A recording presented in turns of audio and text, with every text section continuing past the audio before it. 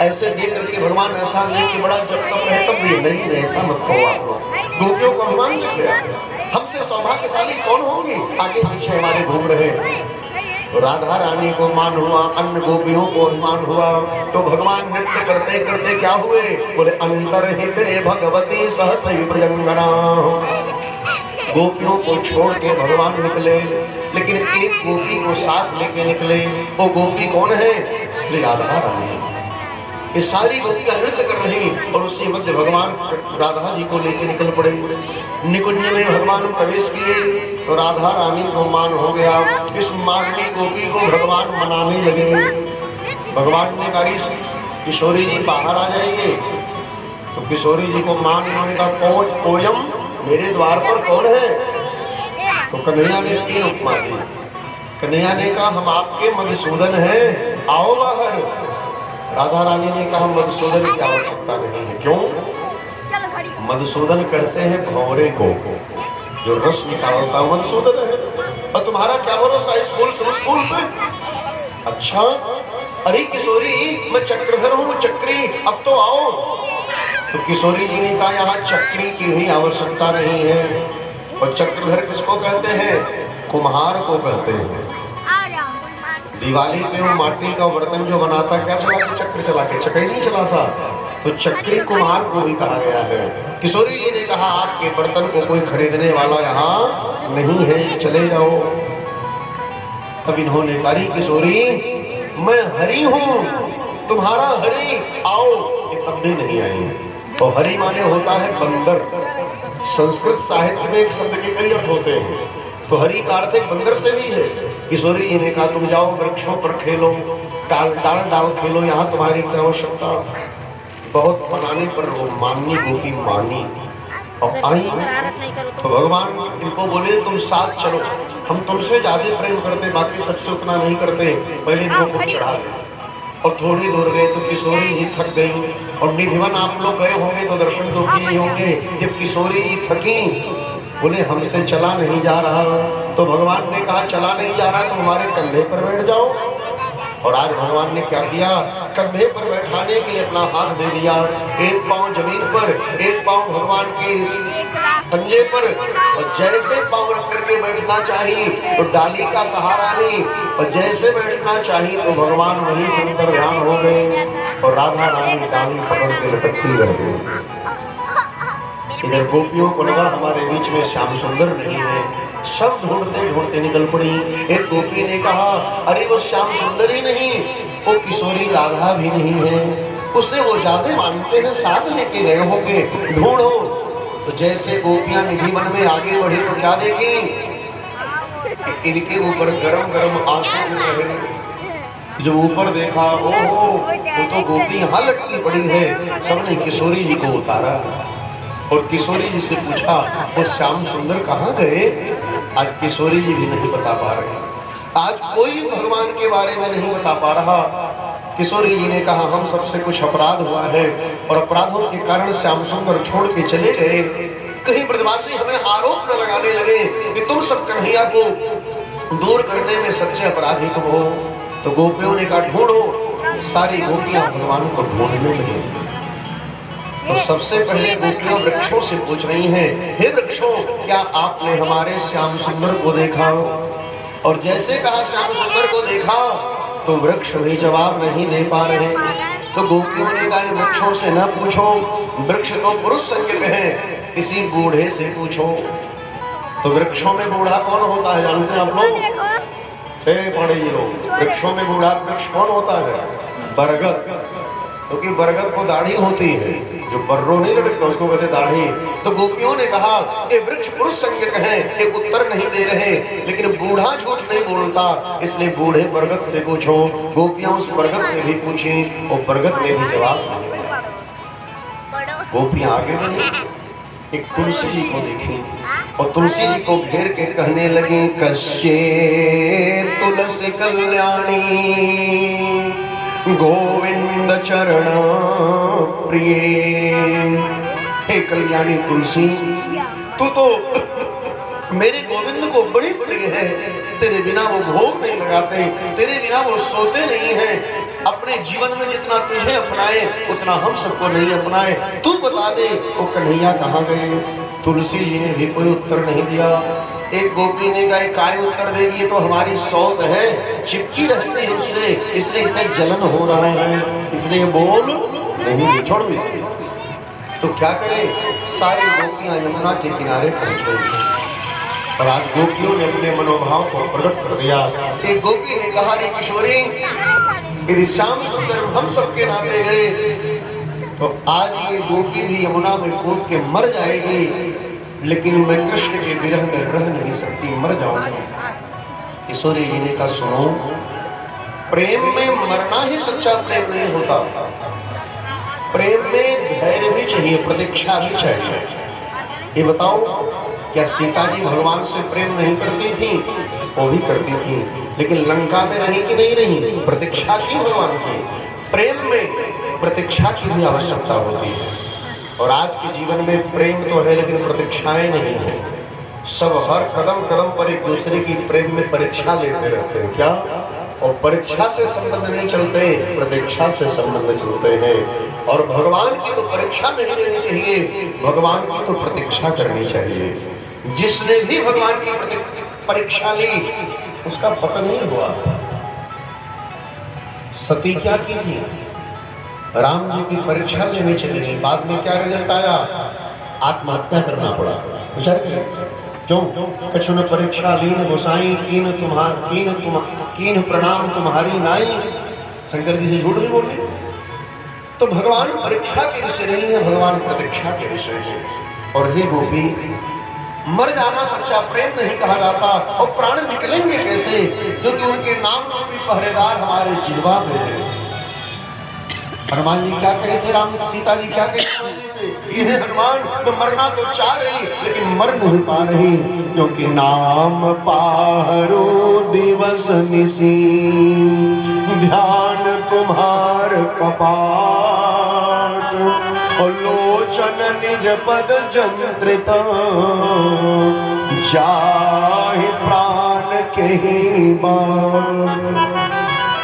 उनके विरह में प्राण त्यागना आसान नहीं है गोपी। प्रतीक्षा करो, प्रतीक्षा से ही वो मिलेंगे। और सारी गोपियां भगवान के विरह में रोने लगी और रोते रोते भगवान के विरह में गीत गाने लगी। परीक्षित और कैसे रो रही हैं? रुरुद हो सुस्वरम प्राणम, कृष्ण दर्शन लालसा। आज स्वर में सारी गोपियां रोने लगी, केवल हृदय में लालसा है गोविंद का दर्शन हो।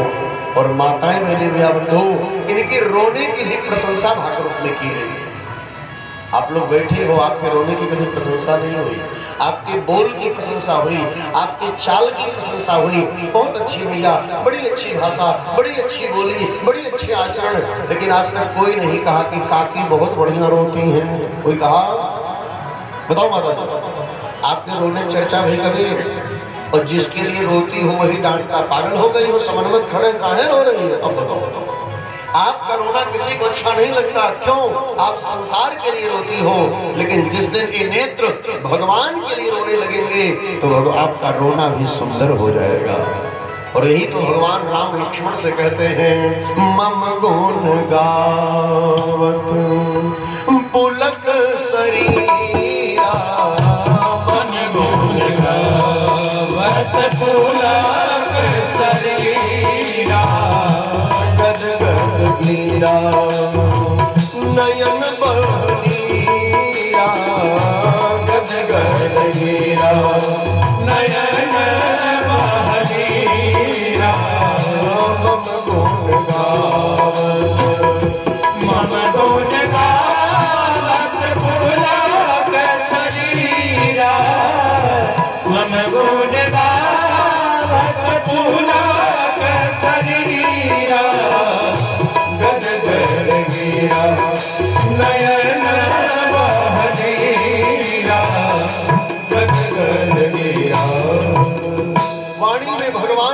अनुवाद हो, नेत्रों से अश्रुबिंदु टपके और भगवान के लिए टपके, वो भी भगवान को परम प्रिय है।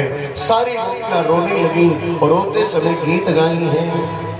इसको गोपी गीत कहा गया है। और सुनो भैया लोग, लड्डू गोपाल को रखने वाली माता लोग पहले इस गोपी गीत को भगवान को रोज सुनाया करिए। इस गीत के गाने से गोपियों के करीब भगवान आ गए थे। इस गीत के गाने से रूठे कन्हैया मान गए थे। इस गोपी गीत को अपने गोपाल जी को जरूर सुनाया करिए आप लोग। संस्कृत में यहाँ है 19 श्लोकों में, लेकिन इसका हिंदी भागवत में मिलता है। आजकल कोई मोबाइल का जमाना है, सर्च करो गोपी गीत तो इसे खट से आ जा रहा है। तो गोपी गीत भगवान को जरूर सुनाया करिए। गोपाल जी को बहुत प्रिय है, पूजा में रोज सुनाया करो। आइए, सारी गोपियाँ गा रही हैं, हम भी उसी गीत को गाते हैं संस्कृत में। आइए, सभी लोग कहते हैं क्या? जयति तेधिकम् जन्मना व्रज श्रयत गिरा शाश्वतहि दयित देशता